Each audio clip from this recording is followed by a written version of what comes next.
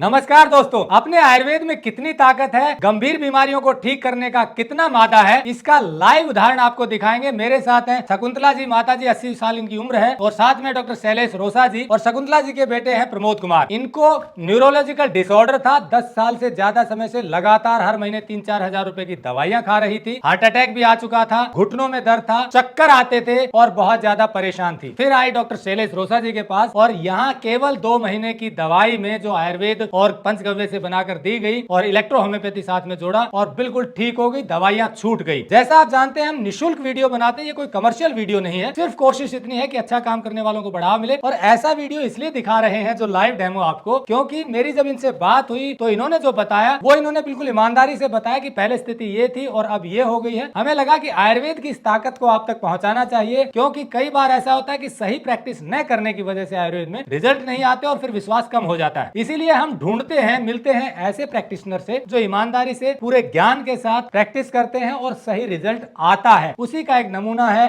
शकुंतला देवी जी। क्या दिक्कत थी और कितने साल से दवाइयां खा रही थी, पहले जान लेते हैं प्रमोद से, और फिर डॉक्टर साहब से जानेंगे कि कैसे 10-15 साल की जो दवाइयां थी एलोपैथी में दी जा रही थी, चक्कर आ रहे थे, वो कैसे ठीक किए इन्होंने, क्योंकि अब घुटने भी ठीक है, चक्कर भी ठीक है और माता जी पूरी तरह से स्वस्थ है। तो चलिए प्रमोद जी से जानते हैं कि दिक्कत क्या थी।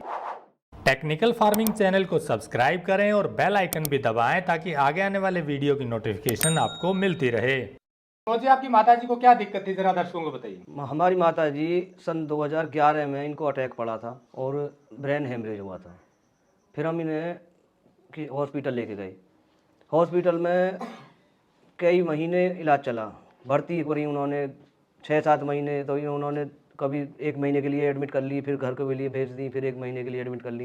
तो 6 महीने तो ऐसा इलाज चला। फिर उन्होंने हमें फाइनल डिसीजन दे दिया कि भैया ये दवा जो आप देंगे हम आपको, ये आपको जीवन भर इन्हें जब तक जिनकी उम्र है तब तक इनको खिलानी पड़ेंगी। तो ये करीब 10 साल हमारी दवा चलती रही। 4,000, 3,000, 3,500 रुपये की हर महीने की हमारी दवा आती रही, हम खिलाते रहे। फिर वो दवा असर करना बंद कर दिए। फिर हमारी माता जी को चक्कर आने शुरू हो गए और वही प्रॉब्लम पहले जैसी खड़ी हो गई। तो उसके बाद हमारी मुलाकात डॉक्टर साहब से हुई। इनसे हमने अपनी सारी आप बीती बताई कि हम इतनी परेशानी में हैं, भाई देखो पैसा भी नहीं हो पाता एक बार को दवा लाने के लिए। तो इन्होंने कही कि एक बार मुझे दिखा लो आप, अगर हो सकता है मेरे समझ में आ जाएगा तो मैं ट्रीटमेंट दिखाऊंगा। तो फिर हम माता जी को यहाँ लेके आए। इन्होंने माता जी की नब्ज देखी और इनके समझ में आ गई बात। इन्होंने फिर इलाज शुरू कर दिया और हमें कुछ काढ़े दिए, कुछ नाक में डालने की दवा दी, कुछ एक डिब्बा खाने की गोलियां भी दी। एक बार की दवा ले जाने में 24 घंटे बाद तो इनके चक्कर ही बंद हो गए थे। उसके बाद जो घुटनों में दर्द और पेट में समस्या, खाना नहीं पचना, उल्टी होना, ऐसा कई दिक्कत थी। तो वो सब धीरे धीरे धीरे धीरे जो हमारी वो दवाई चल रही थी वो भी हमने 20 दिन के भीतर भीतर ही वो बंद कर दी, एलोपैथी वाली। इन्होंने डॉक्टर साहब से हमारी बात हुई कि डॉक्टर साहब जो एलोपैथी की दवाई हैं वो हम चलाते रहें, क्या करें, 10 साल से ले रही हैं, कर रही हैं। बोले कि अभी एक साथ बंद नहीं करना है, वो इनके ब्लड में घुल चुकी हैं, धीरे धीरे ये दवाई बढ़ाते रहो और वो घटाते रहो। तो हमने 20 दिन में वो दवा देना बंद कर दिया धीरे धीरे धीरे धीरे। और आज हमारी माता जी बिल्कुल स्वस्थ हैं। बाहर की एलोपैथी की वो कोई और दवाई आनी सब बंद है। 2 साल से हम कुछ भी बाहर की कोई दवाई नहीं खिला रहे हैं। 2 बार हम वैद्य जी से दवाई लेके गए, उसके बाद में अब यहाँ से भी कोई जरूरत नहीं पड़ी और आज हमारी माता जी बिल्कुल ठीक है। खर्चा कितना लगा यहाँ पे? यहाँ तो कुछ भी खर्चा नहीं है। हमारी स्थिति देखते हुए डॉक्टर साहब ने यही कह दिया कि भैया तुम बहुत लुट चुके हो दुनिया में, बहुत तुम्हारे पैसे की बर्बादी हो गई है। तुम्हारी स्थिति को देखते हुए मैं आपसे कोई फीस वसूल नहीं करूंगा। आपकी माताजी ठीक हो जाए, यही मेरे लिए बहुत बड़ा वरदान है, आशीर्वाद है। और आज हमारी माताजी बिल्कुल स्वस्थ हैं, बिल्कुल ठीक है। चलिए दोस्तों, अब माता जी से जानते हैं, शकुंतला देवी जी से, कि इनकी अब कैसी तबीयत है, अब क्या स्थिति है माता जी?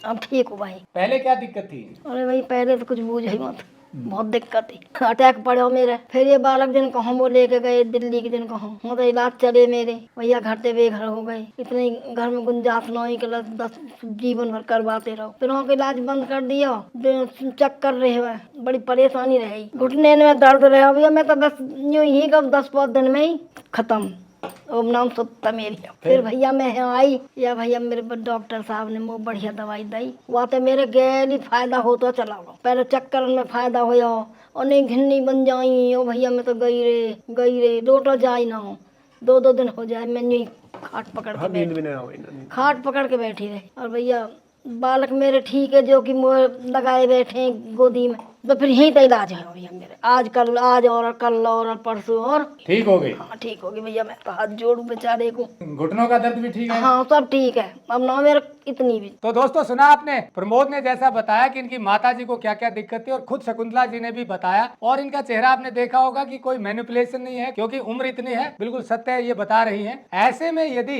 एलोपैथी में हजारों लाखों रुपए खर्च करने के बाद भी कंटिन्यू दवाइयां लेनी पड़ रही थी, और आयुर्वेद में केवल 1-2 महीने की दवाई से बहुत कम पैसे से इलाज संभव हो पाया है, तो सोचिए कितने लोगों का हजारों लाखों रुपया बीमारी में बर्बाद हो रहा है। और ऐसे में सही प्रैक्टिस करने वाले आयुर्वेद में या भारत की पैथी में कम पैसे में इलाज कर सकते हैं, और इसी का उदाहरण है डॉक्टर शैलेश जी से। अब इन्हीं से जानते हैं कि जो इनको न्यूरोलॉजिकल डिसऑर्डर था शकुंतला जी को, वो आयुर्वेद से कैसे ठीक हुआ, हार्ट की दिक्कत कैसे ठीक हुई, घुटने भी ठीक हुए, चक्कर भी बंद हो गए, कैसे हुए, चलिए इन्हीं से जानते हैं। डॉक्टर साहब, आपने 1-2 महीने की दवाई में ही, बहुत नाम मात्र पैसे की दवाइयां थी और इतनी पुरानी बीमारी ठीक हो गई, पहले बताइए कैसे संभव हुआ ये? हमारा जो इलाज करने से पहले का तरीका है वो है डायग्नोज, यानी कि वो बीमारी को निदान करना। तो निदान जो नब्ज देख के हम करते हैं, तो उससे पता चल जाती है कि कौन सा दोष जो है विकृत है और कौन सा दोष जो है वो कम है या ज्यादा है। तो उसके आधार पे फिर हम, जैसा आयुर्वेद में एक मुख्य एक शब्द है कि आहार ही औषधि है और औषधि ही आहार है, तो फिर हम नब्ज देखते हैं, उसके बाद उसका आहार सुधारते हैं। और आहार जब औषधि का काम करता है, क्योंकि यहाँ मैं बोलना चाहूंगा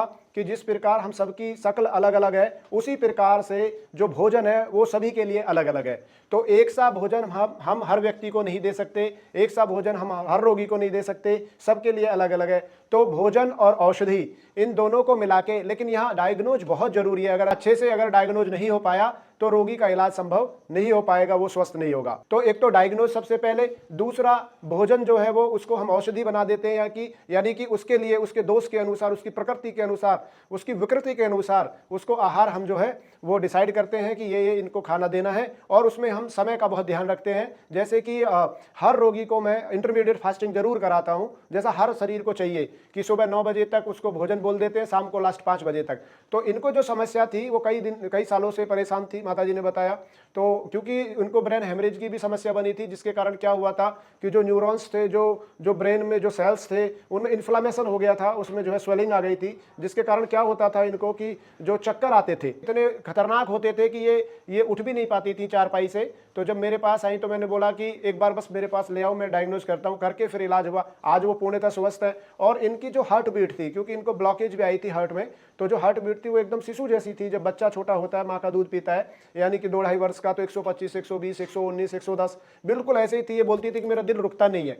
लेकिन वो 1-2 महीने की दवाओं में आप पूर्णतः जो है स्वस्थ है, एकदम बिल्कुल नामात्र ही उसमें जो खर्चा इनका हुआ है, उसके बाद ये एकदम स्वस्थ। तो ये जो आपने बताया कि इनको इन्फ्लेमेशन थी सेल्स में, न्यूरो सेल्स में, और हार्ट बीट भी बढ़ती थी, तो ये कैसे कंट्रोल हुआ, ठीक कैसे हुआ? क्या दवाइयाँ आयुर्वेद में कैसे काम करती हैं? आयुर्वेद की दवा, मैंने तो फिर बोल रहा हूँ कि जब तक बीमारी अच्छे से डायग्नोज नहीं होगी, दोषों को नहीं पकड़ में लोगे, या फिर उसका जो धातु है उसको पकड़ में नहीं लोगे, उसकी जो भूख है उसको नहीं पकड़ोगे, उसके मलमूत्र की स्थिति को नहीं पकड़ोगे, तब तक जाके जो है रोगी को कोई भी दवा असर नहीं करेगी। और आयुर्वेद में तो विभिन्न औषधियां हैं जो एक ही बीमारी को ठीक करने के लिए दी जाती हैं, लेकिन वो प्रकृति अनुसार, उम्र अनुसार, दोष अनुसार, बीमारी अनुसार वो चुनाव करके, आहार अच्छा करके दी जाती हैं, और वो जो है धीरे धीरे सुधार हो जाता है। जैसे एलोपैथी में दवाइयाँ काम करती हैं, वैसे ही काम करती हैं औषधियाँ, पर जानकारी होनी चाहिए। हाँ, जानकारी होनी चाहिए। ऐसे मेरे पास बहुत एविडेंस है, अगर कोई मेरे से एविडेंस लेना चाहे तो मैं दे दूंगा कि जो एकदम तत्काल फर्स्ट डोज से एकदम जो है वो रिजल्ट देती हैं,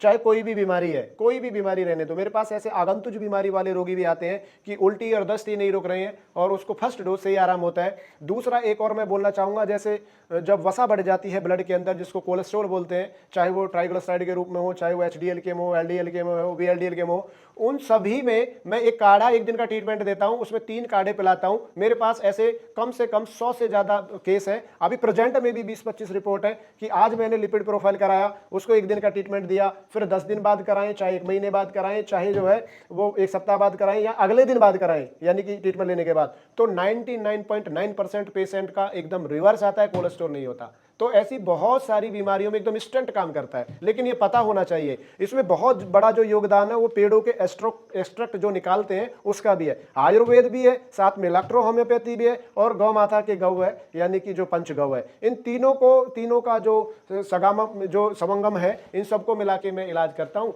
और लोग स्वस्थ हो रहे हैं। तो दोस्तों, जैसा डॉक्टर शैलेश रोसा जी ने बताया कि पहले आहार विहार में बदलाव करते हैं, उसके बाद जो जरूरी दवाइयाँ होती हैं आयुर्वेद में वो देते हैं। BMS किया हुआ है, इसलिए इन्हें आयुर्वेदिक दवाइयों का पूरा ज्ञान है।